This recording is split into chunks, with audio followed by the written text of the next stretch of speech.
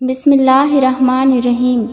حضرت نعمان بن بشیر رضی اللہ تعالیٰ عنہ بیان کرتے ہیں، رسول اللہ صلی اللہ علیہ وآلہ وسلم نے فرمایا، دعا ہی عبادت ہے۔ پھر آپ نے یہ آیت پڑھی۔ ترجمہ: تمہارے رب نے فرمایا مجھ سے دعائیں کرو، میں تمہاری دعائیں قبول کروں گا۔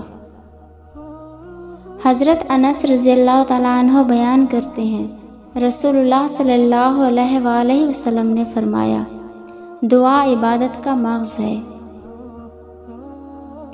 حضرت ابو ہریرہ رضی اللہ تعالیٰ عنہ بیان کرتے ہیں، رسول اللہ صلی اللہ علیہ وآلہ وسلم نے فرمایا، اللہ تعالیٰ کے ہاں دعا سے بہتر کوئی چیز نہیں۔ حضرت سلمان فارسی رضی اللہ تعالیٰ عنہ بیان کرتے ہیں، رسول اللہ صلی اللہ علیہ وآلہ وسلم نے فرمایا، صرف دعا ہی قضا کو ٹال سکتی ہے اور صرف نیکی و اطاعت ہی عمر دراز کر سکتی ہے۔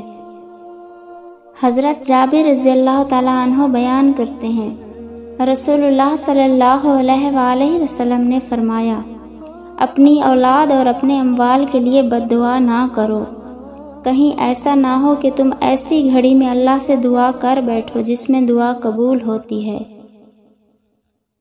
حضرت ابو ہریرہ رضی اللہ تعالیٰ عنہ بیان کرتے ہیں، رسول اللہ صلی اللہ علیہ وآلہ وسلم نے فرمایا، ہر نبی کی اپنی امت کے بارے میں ایک دعا قبول ہوتی ہے، پس ہر نبی نے دعا کرنے میں جلدی کی، جبکہ میں نے اپنی دعا کو اپنی امت کی شفاعت کے لیے روز قیامت کے لیے چھپا رکھا ہے، اور وہ شفاعت انشاءاللہ ہر اس شخص کو پہنچے گی جو اس حال میں فوت ہوا ہوگا کہ اس نے اللہ تعالیٰ کے ساتھ کسی کو شریک نہیں ٹھہرایا ہوگا۔